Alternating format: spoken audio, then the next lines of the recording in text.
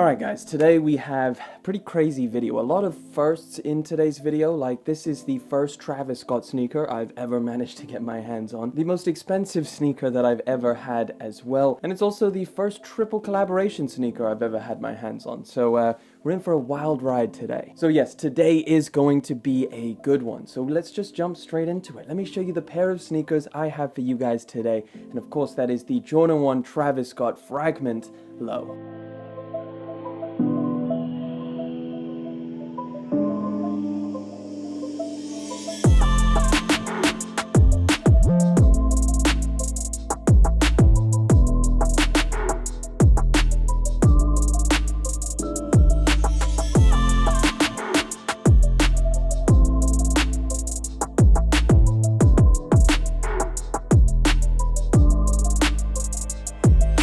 Right, well, when you bring three brands together, you actually get a special unboxing experience. Now, as you can see, this is pretty different to a standard Jordan 1 box, or let's just say a little bit different, okay? So you get this plastic sleeve that comes off and obviously houses the regular Jordan 1 box. Obviously the colors are flipped a little bit. Of course, you've got the Cactus Jack branding, you've got the Nike Air branding, and then of course the Fragment design logo all over it. I think it's a really cool thing to have with a pair of shoes. Like, it completely protects the boxes from scratches and scuffs. So, you know, if you're stacking your boxes up, this just stays pretty much brand new, which I definitely really like that idea. Jordan brand decided to keep the box entirely for themselves. You've got Nike branding on the top and on all of the sides.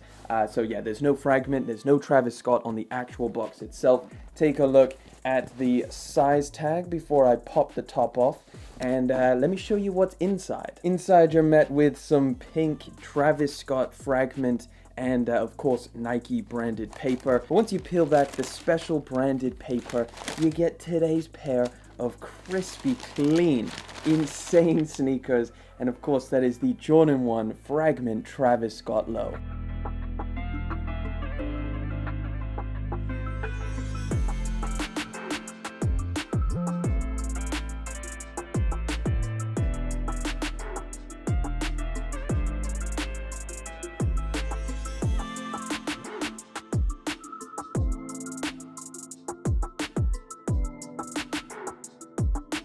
So there are some things to note about the unboxing experience. First off, I actually laced these up. So again, these come unlaced like a regular Jordan 1 high, which is something we don't actually see with Jordan 1 lows. Normally they do actually come laced up. And then of course you have attached to the pair of shoes your plethora of different lace options.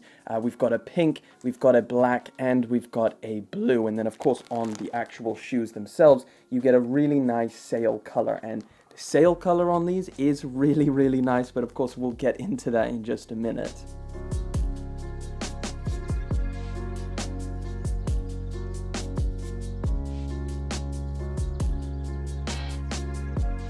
This is the second time Travis Scott has had his take on the Jordan 1 silhouette. Of course, we had the brown ones, or the first ones from 2019. That came in a high and a low variant. Now this time they decided to get Fragment involved as well, so it's a triple collaboration. Fragment has collaborated with Nike individually plenty of different times, and most notably the Jordan 1 that Fragment did is, I guess, reselling for ridiculous amounts, something like 6K on the secondary market. So you can just imagine when these three brands come together on a Jordan 1 silhouette, it is absolutely madness in terms of the hype factor that's on this pair of sneakers.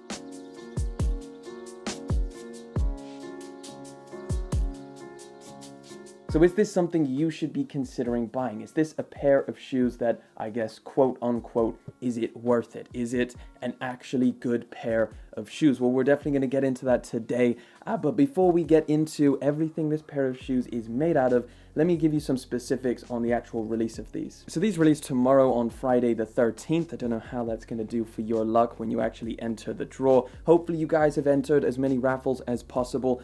Now these do retail for £145 here in the UK, or $150 if you're out in the US.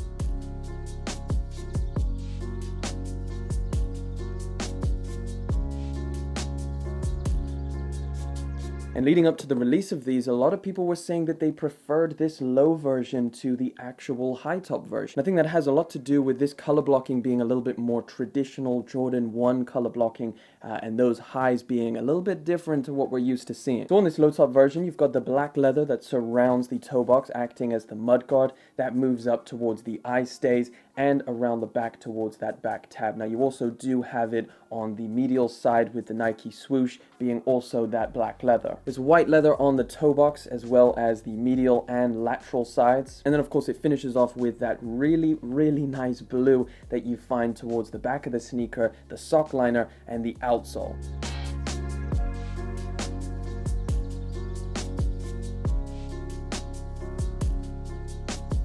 I gotta say the blue on this is a really nice color of blue. I don't know how close it is to the original Fragment Jordan 1s. I believe this is a little bit lighter, but nevertheless it blends super well with the colors that you find on here. And I think one of my favorite things about the Jordan 1 Fragment Travis Scott Low has to be the sail accents that you find. Sail colored laces, the sail tongue, of course that ginormous reverse Nike swoosh comes in sail as well, and it ends off with the midsole being sail as well. It's just a really nice color, and I think just makes the shoe look a little bit more distinguished. Strangely enough, it makes me perceive this shoe as a little bit more premium. I don't know what it is about this sail color, but it really is something that I like on this pair of shoes. So with all of these colors, I think they go together super well, and honestly, I gotta say that this color blocking on the lows is something I would choose over the highs. Now, choosing a low over a high is a whole different story, but when it comes to factoring in the resale value of both of these, you know what, this is becoming more and more of a compelling option to those highs.